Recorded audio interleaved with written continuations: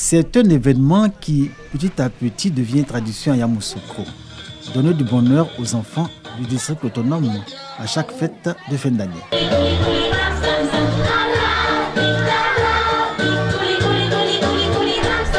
Comme en 2022 et 2023, la Noël s'est révélée encore magique en cette année 2024.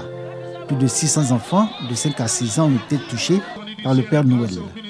Au parc d'attractions de la ville, ils ont reçu leurs cadeaux comme ils l'ont rêvé et espéré.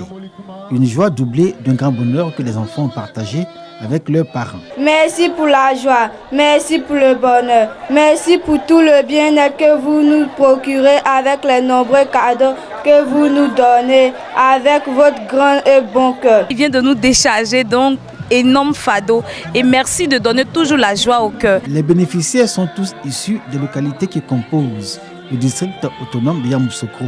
Avec ceux de la ville, les autres enfants venus d'Atioguakro ont vécu un grand et intense moment de partage et de solidarité. Une initiative du ministre-gouverneur Augustin Thiam en charge du district autonome de Yamoussoukro. 3 années consécutives que les enfants du district sont rassemblés pour vivre la magie de Noël. Je viens accompagner mes enfants pour ce bon moment. Je suis très ravie, contente. Merci pour tout ce qu'il fait pour les enfants. C'est un acte qui pose pour accompagner les parents qui n'ont pas les moyens d'acheter des cadeaux pour leurs enfants. Il a investi au moins 30 millions dans les cadeaux pour les enfants. Chaque année, il le fait. Et d'année en année, il augmente le nombre d'enfants. Noël, la première fête de fin d'année, bien vécue par les enfants. Une joie et un bonheur qui vont se prolonger jusqu'au 1er janvier prochain. Une autre fête durant laquelle ces enfants vont encore bien s'amuser.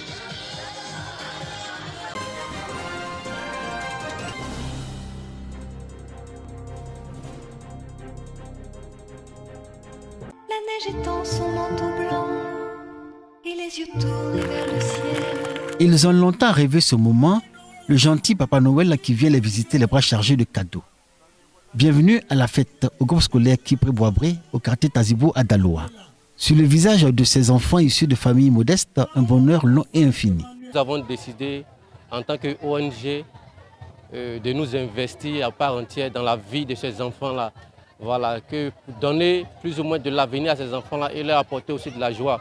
Parce qu'il ne serait pas juste que ces enfants-là ne soient pas aussi en joie en cette fin d'année.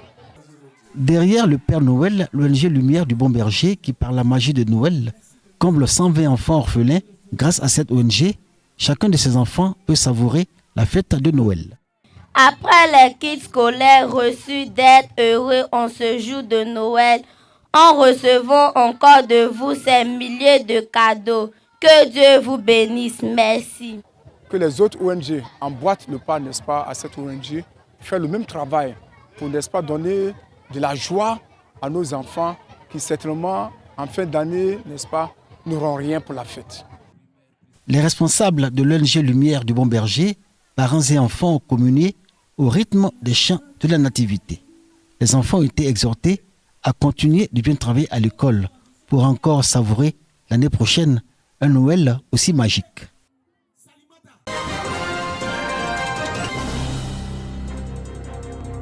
Le Conseil régional de Lamé tient sa 4e réunion de l'exercice 2024. À l'ordre du jour, l'état d'exécution du budget au 30 septembre 2024, les taxes régionales, le budget primitif et le projet de création de la microfinance. Après échange, les points soumis sont adoptés à l'unanimité.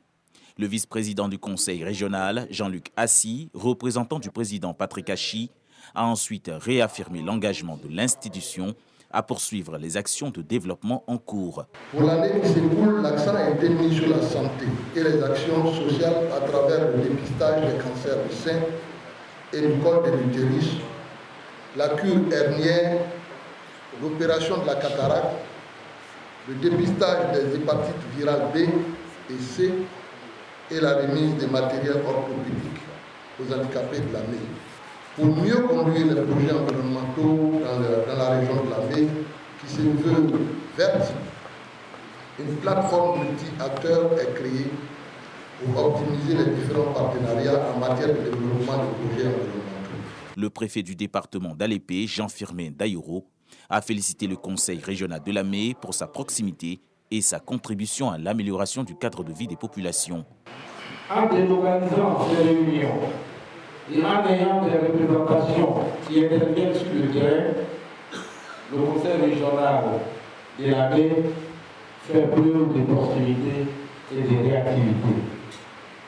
Cela permet à chacun de se sentir concerné et d'apporter sa contribution au processus de décision. Cette 4e session du Conseil régional de Lamé a vu également la participation du comité économique, social et environnemental régional et la commission économie, budget et finances.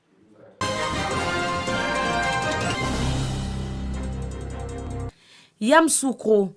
La ville abrite la première assemblée générale élective de la mutuelle des auto-écoles de Côte d'Ivoire. Venus du district d'Abidjan et des villes de l'intérieur, ces acteurs de la sécurité routière veulent bénéficier d'une protection sociale. Ils entendent également fédérer leurs forces pour réduire les accidents de la route. Quand on est arrivé à la tête de cette organisation, la plupart des auto-écoles étaient dans l'informel. Il a fallu qu'on travaille énormément pour qu'elles puissent sortir plus de la moitié de l'informel pour qu'on puisse désormais dire que nous avons des entreprises d'auto-école. Il faudrait qu'elles soient organisées et pour qu'on puisse aller de l'avant et se moderniser encore plus, il nous faut un outil de développement. Cet outil-là, c'est la mutuelle. À l'issue de l'Assemblée générale, Lat Kwame Evelyne est désignée à l'unanimité présidente de la mutuelle des auto-écoles de Côte d'Ivoire. Aussitôt élue, elle dévoile ses priorités. La sécurité routière, c'est notre combat premier. Nous, acteurs de la formation, notre rôle est vraiment clé dans cette chaîne de protection de la vie humaine de nos frères et sœurs. Nous voulons mettre en relief notre métier dans ce domaine pour accompagner l'État dans cette mission. Les attentes des mutualistes restent énormes. Nous attendons d'elles de faire véritablement le social. Et après le social, travailler de telle sorte que tout le monde vraiment soit heureux au sein de notre corporation. On attend beaucoup d'elle sur le coût du permis. Il faut que vraiment on arrive à pratiquer le même coût. Il y a le volet social. On a des collègues, des moniteurs, quand ils sont malades, ils n'arrivent même pas à se soigner. Donc elle va s'organiser, elle va l'entourer pour l'aider à réussir sa mission. Cette rencontre, une occasion pour le représentant du Fonds de développement du transport routier d'exhorter les responsables d'auto-école à accentuer la formation. Nous constatons que beaucoup de personnes ont les permis, mais par moments, ils ont des comportements de jet.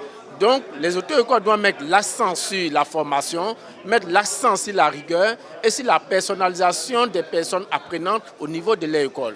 La cérémonie a pris fin par une remise d'attestation aux membres fondateurs de la mutuelle.